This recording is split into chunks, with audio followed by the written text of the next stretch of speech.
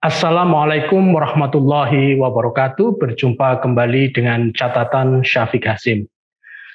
Wahai mereka yang tidak suka NU, kalau membuat gerakan melawan NU, yang masuk akal.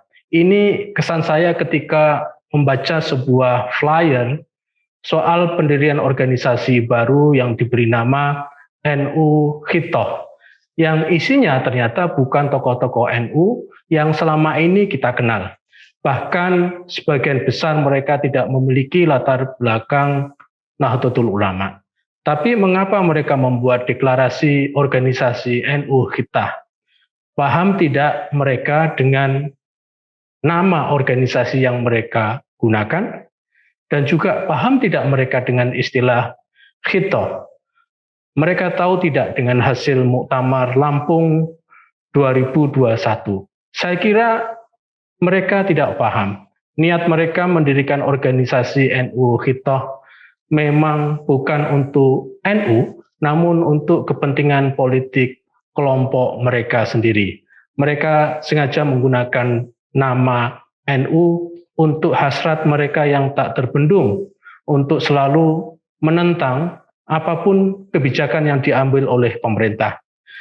Karena mereka sadar bahwa mereka ini kelompok kecil, maka mereka sengaja memakai NU sebagai image brand mereka. Dengan memakai NU seolah-olah ada NU baru yang lebih baru, lebih khitoh, dan lain sebagainya dari NU yang sekarang ini ada. Jelas mereka tidak paham bahwa zaman seperti sekarang, masyarakat Nahdliyin sulit untuk dikelabuhi dengan gerakan model seperti ini. Warga NU sudah sangat paham karena kerja-kerja literasi NU yang sangat gencar, terutama di era sosial media. Kelompok NU Khitoh ini terlalu underestimate akan tingkat literasi warga Nahdlatul Ulama, terutama atas tokoh-tokoh dan pemimpin-pemimpin mereka serta kiai-kiai mereka. Di sana misalnya dicantumkan sosok Rizal Ramli. Tokoh ini benar pernah dekat dengan Gus Dur dan bahkan pernah menjadi Menko Ikuin pada zaman kepresidenan Gus Dur. Namun dia sendiri bukanlah orang dari latar belakang NU. Gus Dur merekrutnya karena keahlian Ramli dalam hal ekonomi. Lalu NU Khitoh menjadikannya Dewan Pakar untuk menandakan bahwa organisasi mereka ini memang terdiri dari orang-orang NU. Lalu di dalam kepengurusan mereka juga dicantumkan nama tokoh NU lain. Bahkan cucu pendiri Nahdlatul Ulama, Kiai Solahul Am, Wahib Wahab, cucu dari Kiai Wahab Hasbullah. Benar beliau berdarah NU, namun warga NU mengetahui tokoh-tokoh dan keturunan-keturunan para pendiri NU yang selama ini memang malang melintang dan aktif di dalam kepengurusan NU yang resmi. Saya ingin mengatakan bahwa meskipun organisasi NU Khitah ini berusaha untuk menampilkan bahwa ini benar-benar NU, namun warga NU tetap awas pada hal-hal seperti ini. Mereka ini selalu melihat rekam jejak tokoh-tokoh mereka. Mereka warga NU mengenal dan mencintai tokoh-tokoh mereka, sehingga ketika ada tokoh-tokoh yang bukan berasal dari NU atau tidak dekat dengan NU, mereka cepat mendeteksi dengan kuat.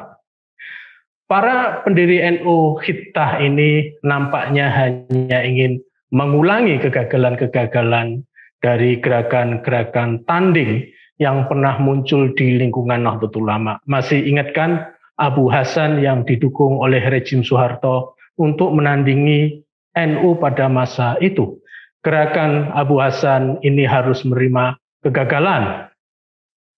Lalu pada zaman kepemimpinan Kiai Said Agil Siroj, ada oposisi dalam NU yang dinamakan dengan NU Garis Lurus.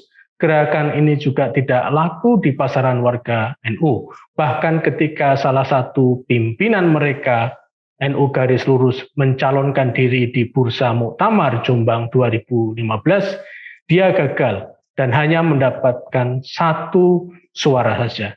Lalu ketika ada spekulasi bahwa Nahdlatul Ulama akan dipimpin oleh tokoh-tokoh yang selama ini tidak dekat dengan NU, katakanlah Rizik Syihab dan juga Abdus Somad, karena persoalan gerakan 212 di mana posisi NU menentang mereka, ternyata 2 orang ini tidak satupun disebut dalam pemilihan Ketua Umum PBNU di Muktamar Lampung beberapa waktu yang lalu.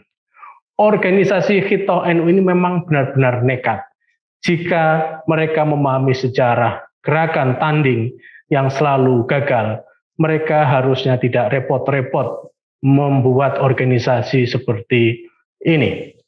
Mereka tahu tidak bahwa hasil keputusan Lampung itu salah satu hal yang pokok adalah NU tidak akan terlibat dalam politik praktis.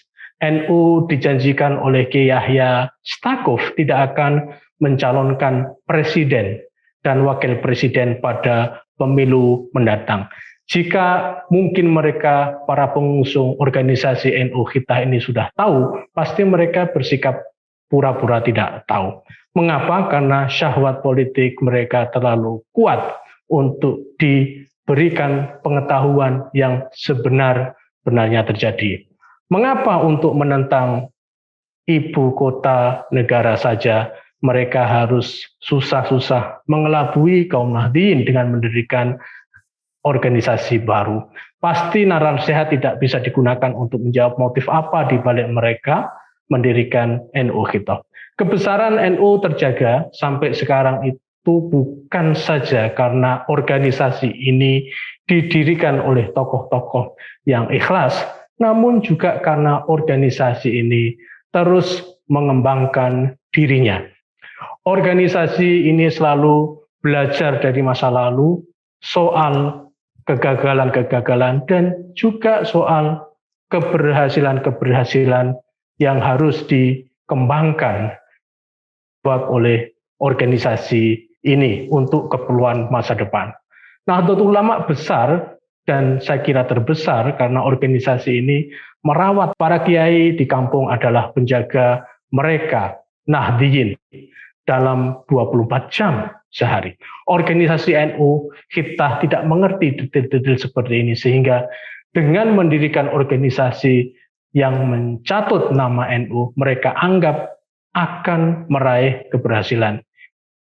Boleh berkomentar, organisasi NU Khitoh ini sedang merambah jalan absurditas. Mengapa? Pada akhirnya organisasi NU Khitoh ini tidak akan mendapatkan apa yang mereka inginkan untuk memecah belah Nahdlatul Ulama yang resmi. Mereka mungkin sudah memperkirakan kegagalan mereka tetap saja melakukannya. Itulah absurditas yang saya maksud. Kalau mereka memang sekumpulan orang-orang yang memang tidak setuju dengan program-program pemerintah seperti soal IKN, kenapa mereka tidak membuat dan membangun organisasi mereka sendiri tanpa mencatut nama NU untuk melontarkan ketidaksetujuan mereka pada program pemerintah. Dengan tindakan mereka ini jelas PBNU organisasi besar akan dirugikan oleh tindakan mereka. Jika mereka organisasi NU Khitoh ini memang tidak setuju dengan kepengurusan resmi Nahdlatul Ulama, baik yang dulu maupun yang sekarang, seharusnya mereka bertanding di forum resmi organisasi ini. Tapi mereka tidak melakukan hal itu karena mereka tahu bahwa mereka tidak akan menang dan mampu meraih kepercayaan dari forum muktamar yang setiap 5 tahun sekali dilakukan oleh NU. Sebagai catatan, organisasi NU Khitoh ini mencerminkan adanya upaya terus-menerus bagi pihak di luar NU untuk menggerogoti organisasi Islam terbesar di Indonesia ini. Alasan pihak luar ini bermacam-macam, namun sejarah memberikan pelajaran kepada kita semua bahwa mereka akan sulit berhasil. Saya berharap dari pihak dalam NU sendiri menjadikan gerakan-gerakan tanding dari luar ini untuk memperkuat konsolidasi internal organisasi ini. Hanya keadaan solid di dalamlah yang bisa mengalahkan ancaman-ancaman dari luar yang terus dan senantiasa ada. Demikian, wassalamualaikum warahmatullahi wabarakatuh.